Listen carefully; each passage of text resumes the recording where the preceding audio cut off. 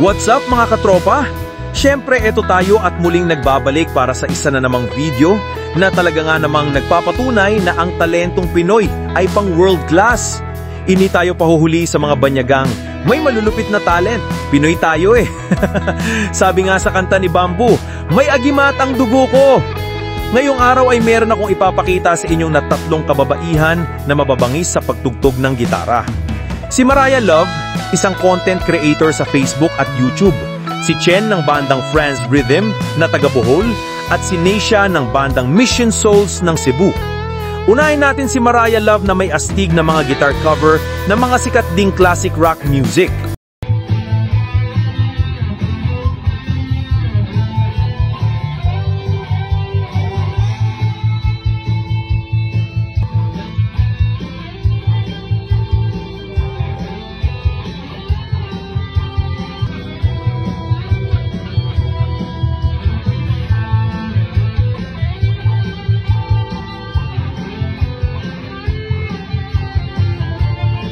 Matagal ko nang nakikita sa Facebook ang mga guitar cover ni Mariah Love, pero ngayon pa lang natin siya ipi-feature sa ating channel mga katropa.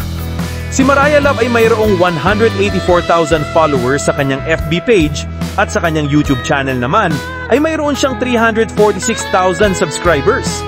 Si Mariah Love ay 16 years old pa lang, pero makikitaan mo na ng talent sa pagigitara. Marami siyang napapasaya sa mga guitar covers niya katropa. Dagsa ang magagandang comments at reaction sa kanyang mga content. Dito pa lang ay talagang masasabi mong mahusay at may ibubuga talaga itong si Mariah Love. Pangalawa naman ay si Chen ng bandang Franz Rhythm na hindi natin may kakailang may gintong talento pagdating sa pag-awit at pagtugtog ng gitara. Gustong gusto ko ang mga covers ni Chen, lalo na sa mga OPM classic songs, gaya ng mga kanta ng Asin at ni Corita. Isama pa yung mga duet nila ni Char.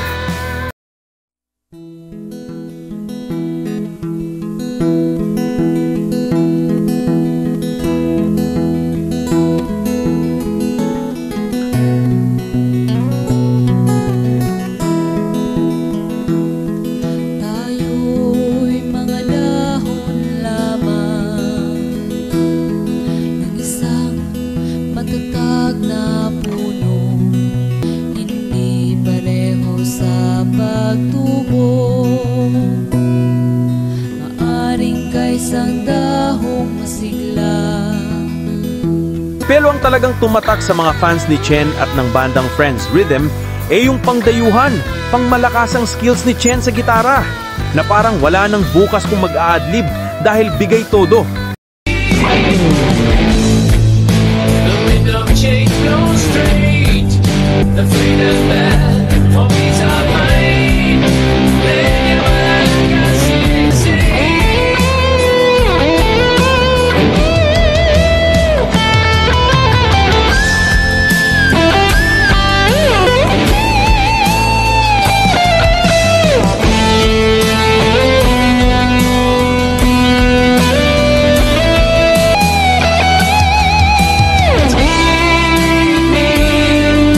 Ang puso at kaluluwa niya ay mararamdaman mo sa bawat nota na kanyang tinitipa sa gitara.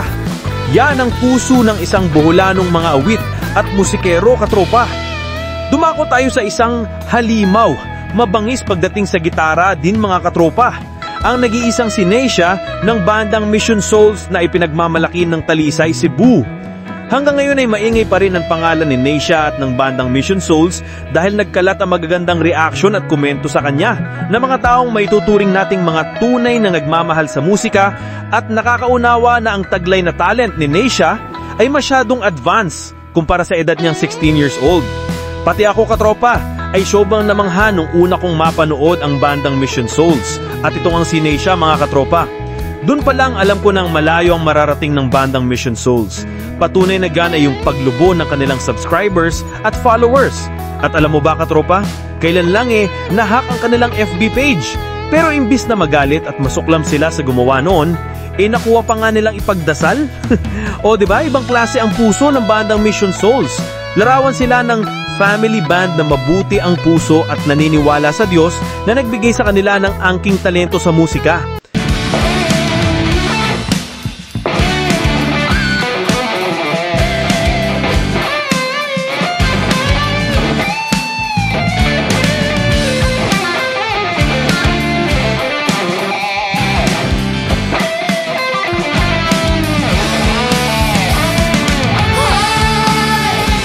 Kaya katropa, kung ako sa'yo suportahan mo ang talentong Pinoy, gaya ng nila Mariah, Chen at Neisha. Siyempre, ang kanika-nila ding mga banda. Siya nga pala, inaanyayahan din kitang mag-follow sa Mission Souls Army. Suportahan natin ang talentong Pinoy. Paki-subscribe na rin ang ating channel para sa mga susunod pa nating topics, katropa. Hanggang sa muli, peace out! Don't stay awake too long, don't go to bed. I'll make a cup of coffee for your head. I don't want to fall asleep, I don't want to pass away. I've been thinking of the future cause I'll never see my mate. I don't know why this is happening, but I probably deserve it. I try to do my best, but you know that I'm not perfect. A man gets tied up to the ground. He gives the world its saddest sound. Rather be a forest than a street. Yes, I would.